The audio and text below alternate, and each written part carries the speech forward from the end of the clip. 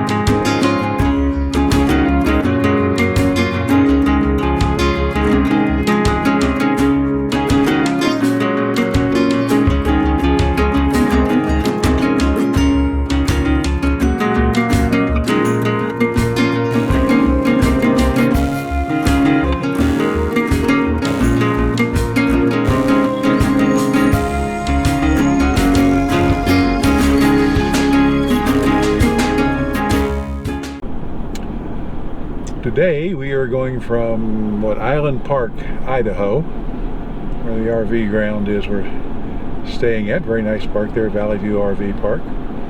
And we are heading into Yellowstone Park. We were there briefly yesterday just to take a look. But we haven't been here since 1991, so it's a return trip for us, but we have a lot more time now, and we'll hopefully see some things and get some pictures and have some video to share with everybody out there.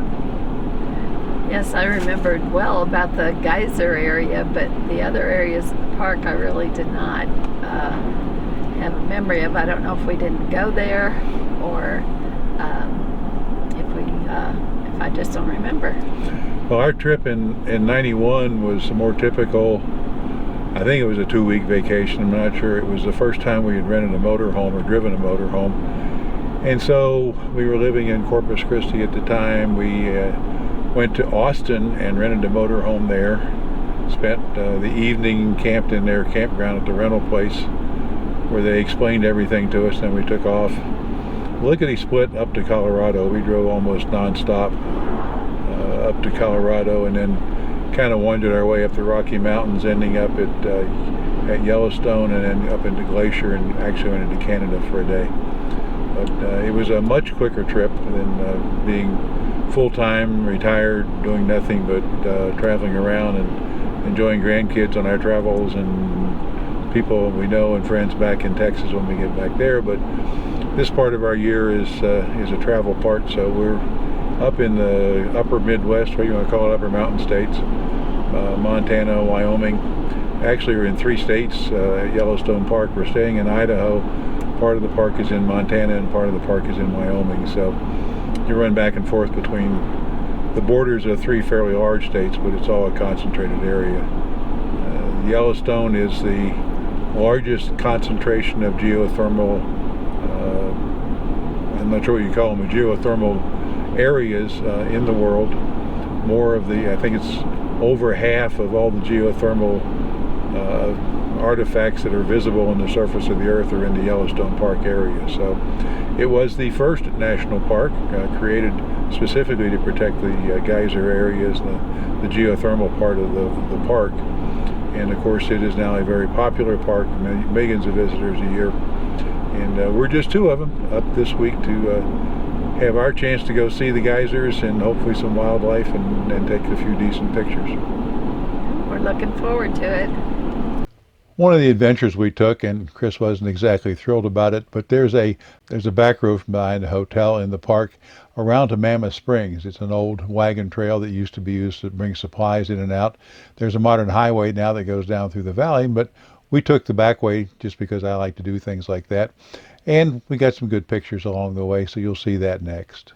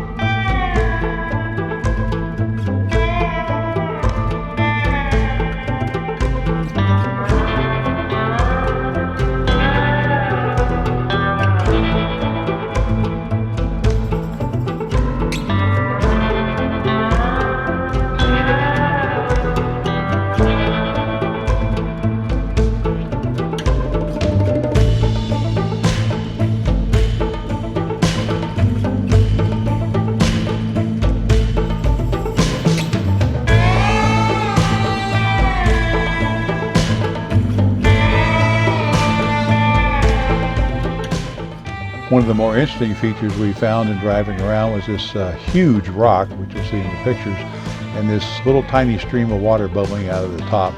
It looks like a water fountain in terms of the amount of water coming out. Of course, it is quite hot, and it's mineral laden, and that little spring over I don't know how many tens or hundreds of thousands of years has built up this huge rock of mineral deposits around where it flows up, and to this day it keeps on flowing and adding onto that rock.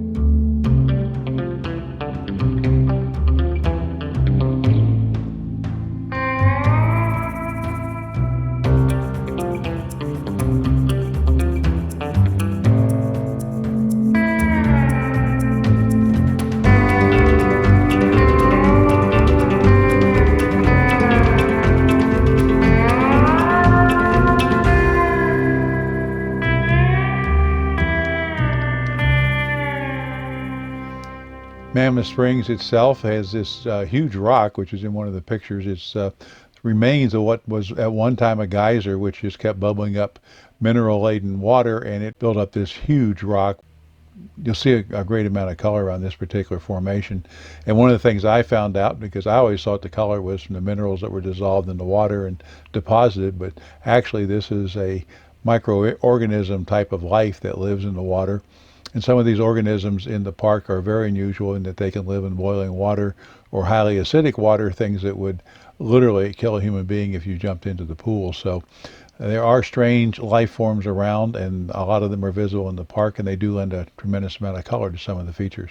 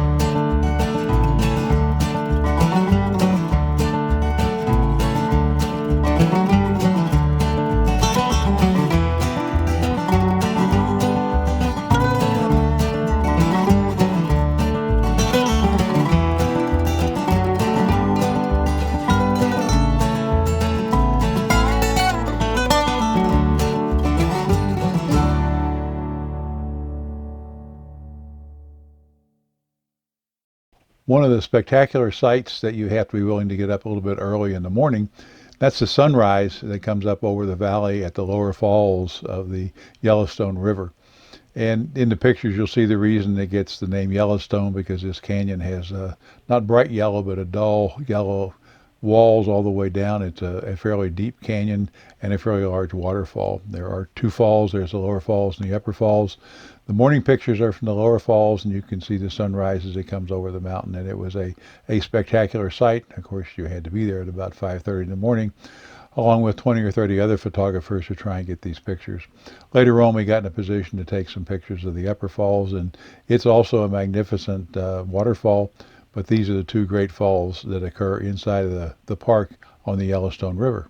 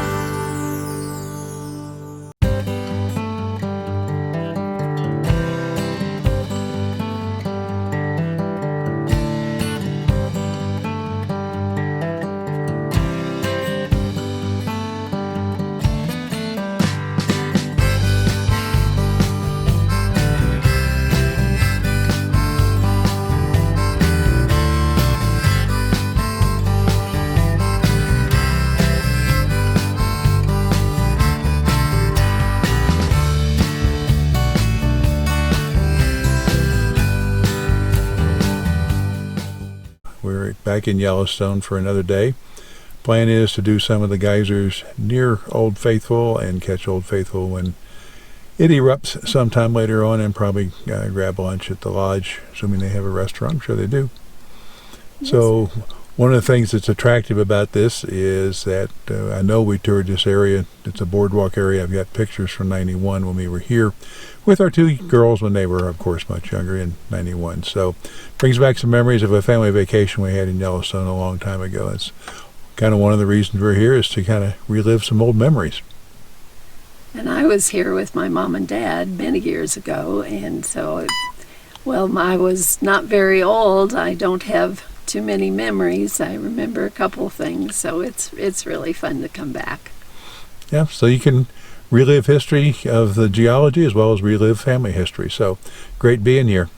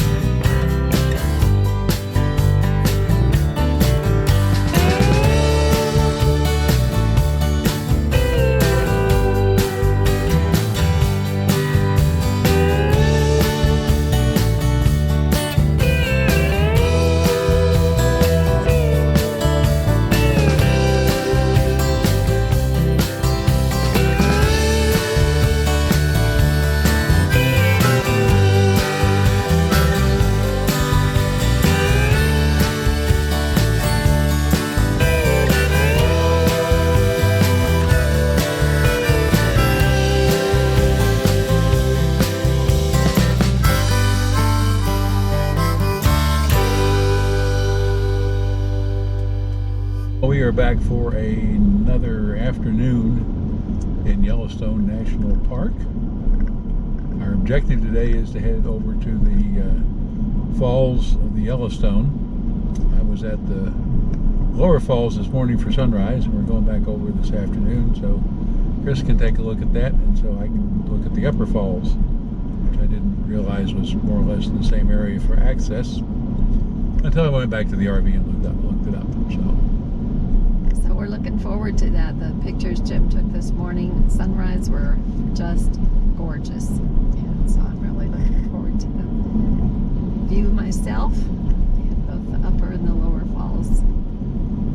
And this morning I ran into a bunch of buffalo. Got a lot of buffalo pictures and some video and some stuff, so we'll hope all that comes out. And it's late in the afternoon, so we're hoping we'll see some more wildlife this evening as we drive around through the park. Best time to do it, early morning or late afternoon.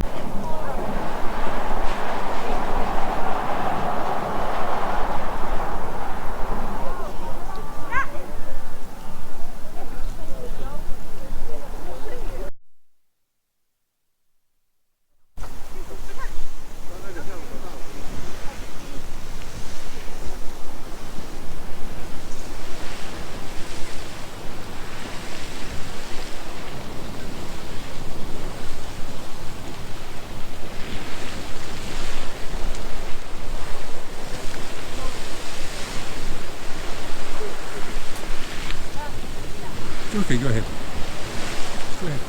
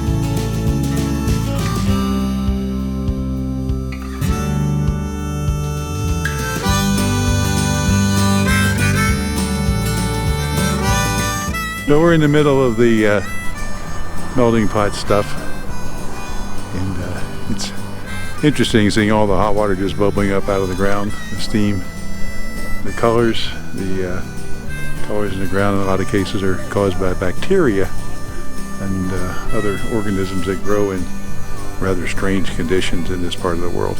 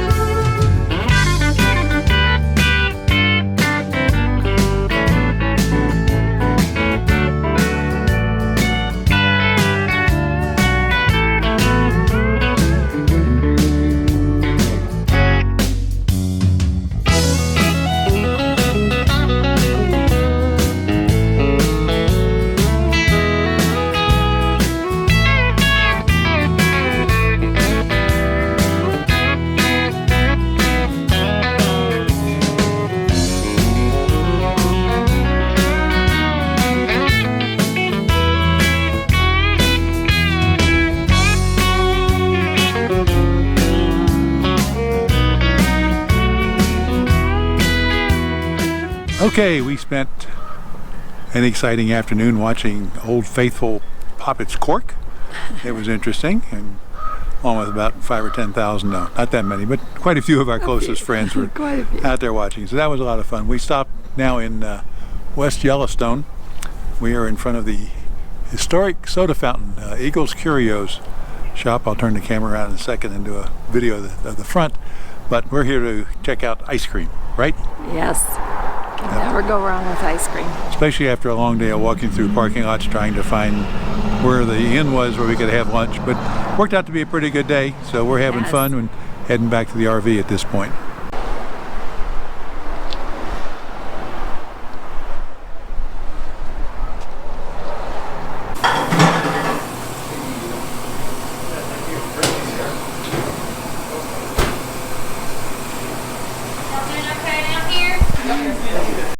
Here we are enjoying our Moose Tracks ice cream. It's very good. Have some. We are here still in Yellowstone. We're having a great time. We're looking at an overlook that looks out over the Yellowstone Canyon, and it's pretty impressive. We did see a coyote earlier today, but we're not quick enough to get the cameras out. So we're on our way to hopefully see more wildlife. That's our charter for this evening. I'll pan the camera around behind me here in a second, but this is the Yellowstone caldera from the volcano from whenever it was it created the hot water, it created the thermal features, trying to think of the word, Yellowstone is known for. It's the biggest concentration of those in the world. So it's an extremely interesting spot to be.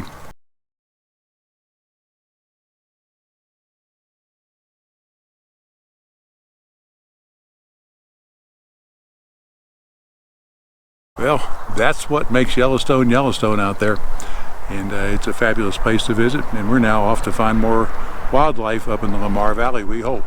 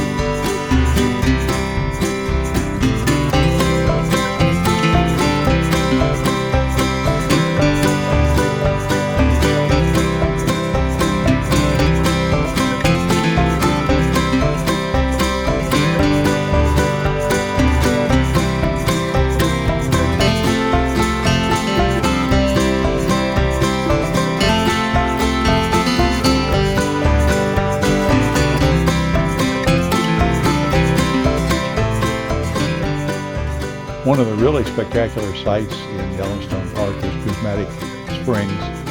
And this is an extremely colorful spring. Again, it may be a combination of minerals in this case, but it's a combination of that and the life forms that live in the water that flow out from the spring. Most people walk up to the spring, and I'm sure you can see a lot from that vantage point. But there also is an overlook on a hill that's behind the springs that you can hike up to. Not a particularly difficult hike, but there were a number of people up there on an overlook. And the pictures I took that are the most spectacular are the ones from up there. And the colors around the spring are absolutely beautiful.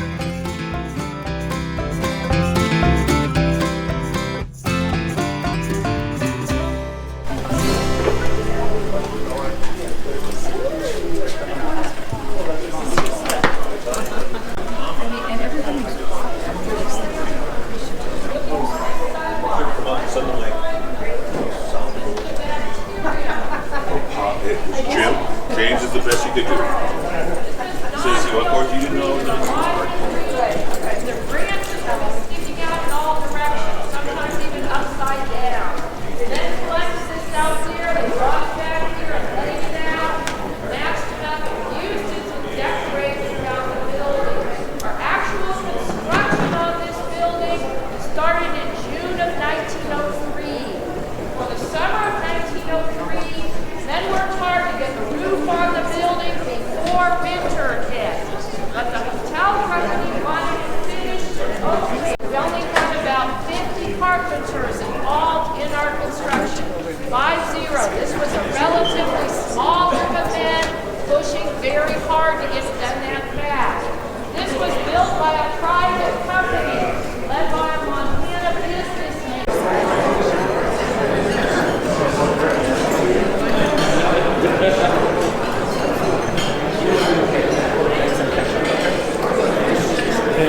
There you go. You should be able to see the Old Faithful Inn behind us. We are kind of wrapping up our trip to Yellowstone today, and went back to the inn here and had lunch again. Very enjoyable place to be. We're at Old Faithful, but we're not sticking around for the geyser again. It's kind of, you've seen it, so we think that's probably enough. So we're going to drive back down the road and do some sightseeing along the way, head back to the RV park, and start wrapping up our visit to Yellowstone National Park.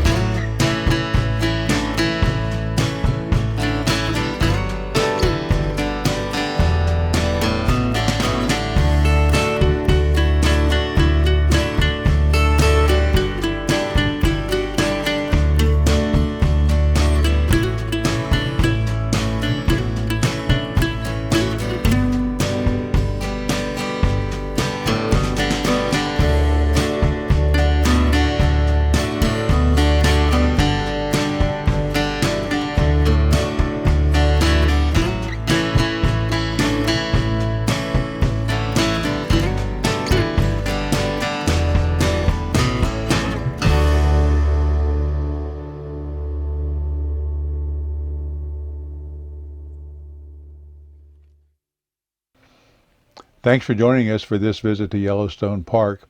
We hope you enjoyed it as much as we did being there and filming and photographing some of these scenes you were able to see. If you liked the video, please give it a thumbs up. And if you haven't subscribed yet, we would appreciate it. It does help the channel. If you would click on the subscribe button down below.